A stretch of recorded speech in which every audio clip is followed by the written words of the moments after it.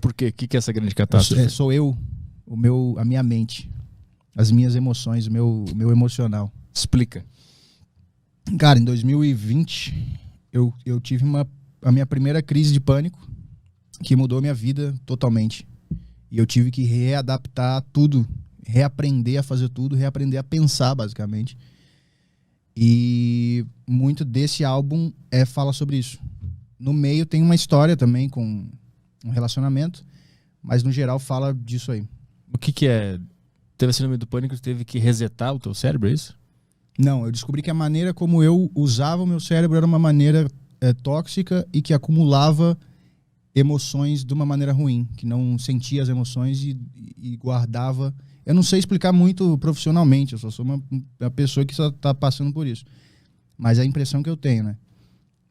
Que eu estava usando a minha mente de uma maneira que me prejudica. Como é que era usar a mente de uma maneira que te prejudica?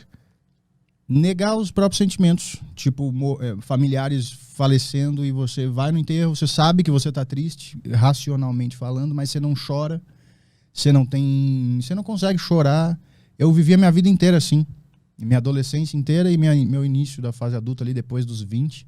Eu tenho 28 agora, então eu sempre vivi assim, sem conseguir sentir as coisas de verdade. Eu sabia, nossa, meu avô faleceu, eu tô no enterro dele, vai muito triste. No caso do meu avô, especificamente, eu passei os últimos meses da vida dele com ele no hospital, que ele estava internado. Então, eu vivi todo o drama, a decrepitude física que o cara vai, dia após dia, vai, né, entrando. Eu me sentia angustiado, mas não sentia a emoção real, assim, de vir um negócio, chorar e jogar para fora. Eu não tinha isso. Uhum. Até um dia de janeiro de 2020 que eu tive...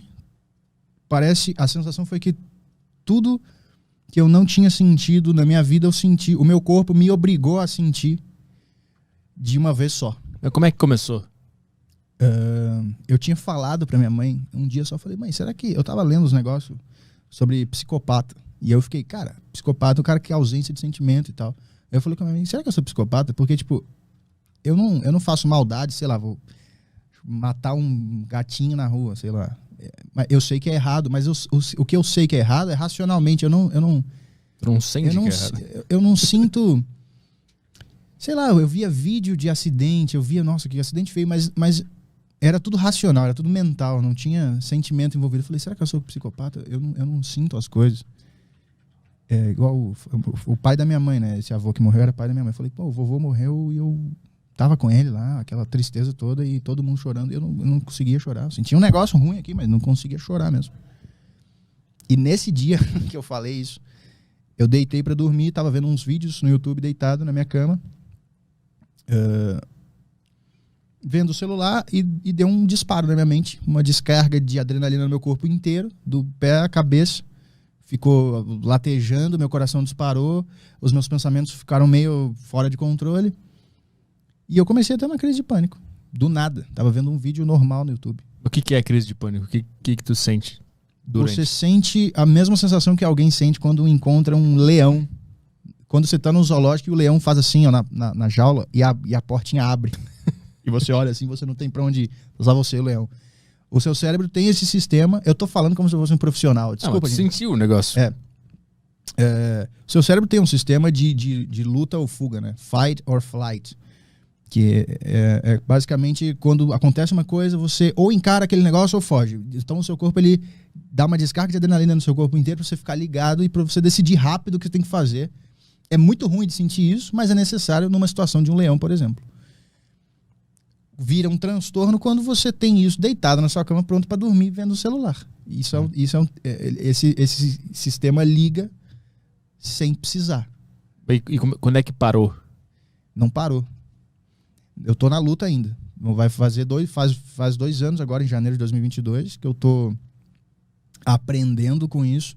Mas hoje em dia eu já não tenho crises mais tão agressivas. Eu digo, essa primeira, quando é que tu voltou ao normal? Eu fiquei, da crise mesmo, uns 40 minutos, 30 minutos, mas uma ressaca ficou ainda mais de uma semana, assim. Tu não sabia que era síndrome do pânico, Sabia. Né? Já sabia? Sabia porque eu gosto de ler muito sobre coisa de psicologia, dessas coisas assim. Então, assim que eu comecei a...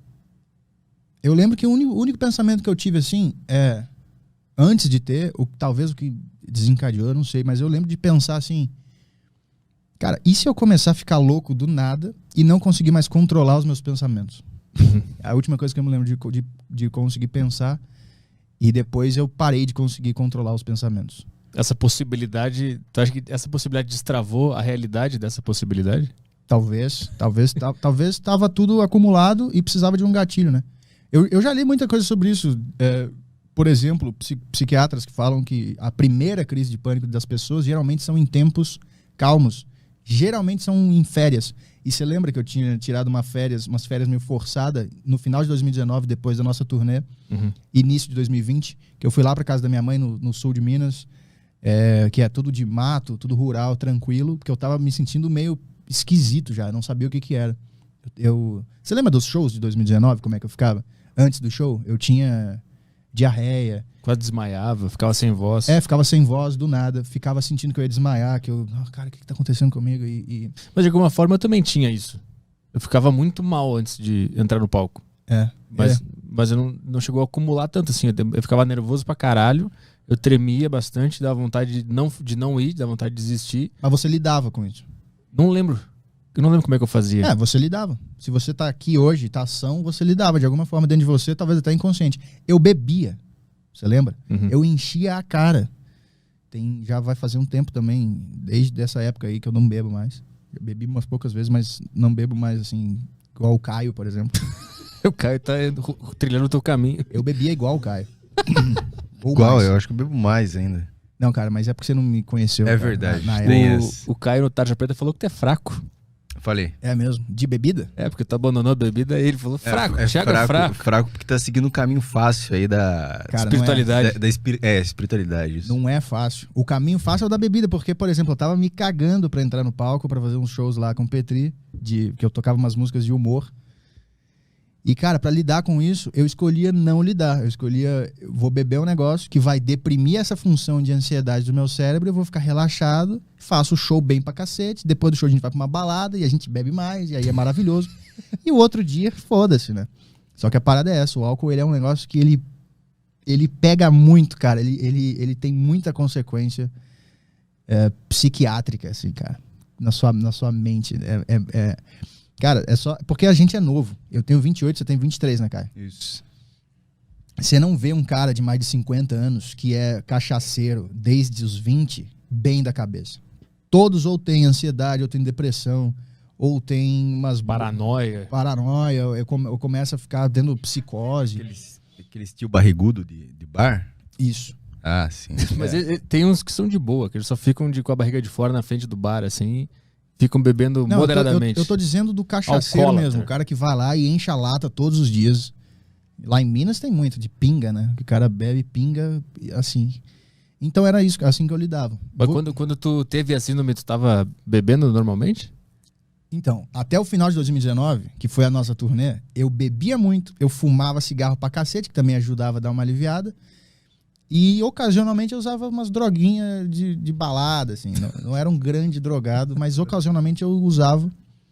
Mas o que eu fazia todos os dias era beber. E em 2019 eu comecei a me sentir estranho, escroto, assim, pera, não quero isso aqui mais. Eu lembro que eu cheguei da turnê na minha cidade no final de 2019, fui numa balada, assim, com um amigo meu, que às vezes eu ia. E chegando lá, eu comecei a sentir falta de ar, e comecei a me sentir estranho. Talvez era uma pré-crise de ansiedade, alguma coisa assim. E aí, cara, eu não sabia o que era. Eu comecei a ter a percepção que as pessoas estavam olhando pra mim, assim, todo mundo, e reparando. Sabe essas coisas de neuro, assim? Aí eu ia no banheiro. Entrava no banheirinho, aquele quadradinho, assim, aí eu dava uma respirada. Aí eu lá, mexia tava o cabelo comprido, eu mexia no cabelo, assim, me olhava no espelho. Tudo bem, voltava, tinha a mesma coisa.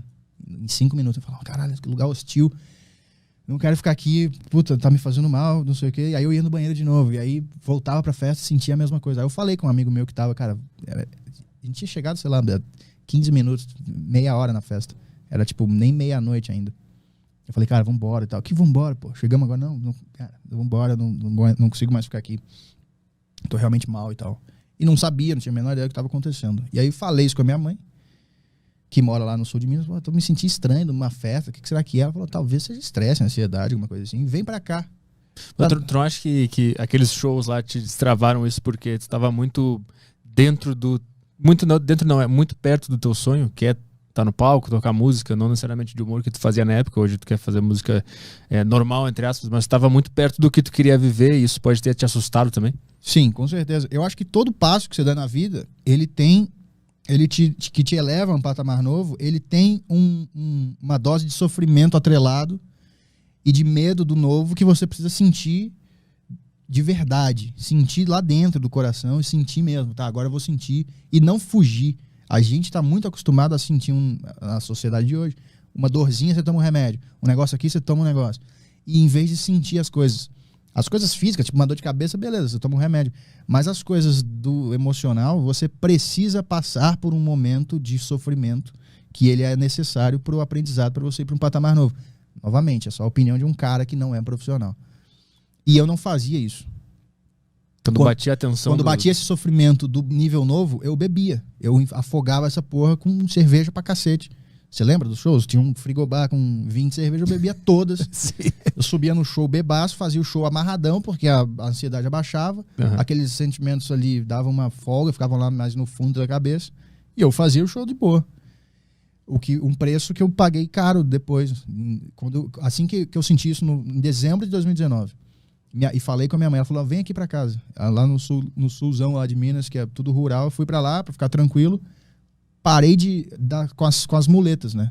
De droga, de bebida, de cigarro e de mulher também, de, sabe, conquistar uma mulher e numa noite, numa balada, e se sentir fodão por isso. Ah, tá vendo? E aí isso era uma muleta também, eu acho, emocional. Larguei essas 4 coisas que me faziam afogar um pouco esses sentimentos que vinham de sofrimento. E quando eu larguei essas muletas todas, janeiro de 2020 eu tive minha primeira crise, porque eu não tinha mais nada disso. Eu tive que lidar... Depois que tu voltou do sul de Minas? Não, quando eu tava lá. Foi lá? Quando eu cheguei lá, com 5 dias que eu tava lá. E é bem comum, os psiquiatras falam que é bem comum a primeira crise de pânico ser quando o cara tirou férias. O cara tá o ano inteiro no estresse, no escritório, trabalho, loucura, trânsito, ele vai aguentando.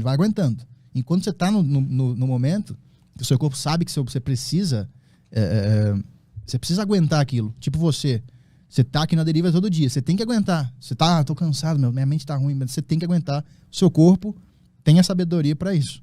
Para aguentar, e você vem cá e aguenta. Daí quando você senta numa praia e relaxa, assim, aí o seu corpo fala, beleza, agora ele pode sentir.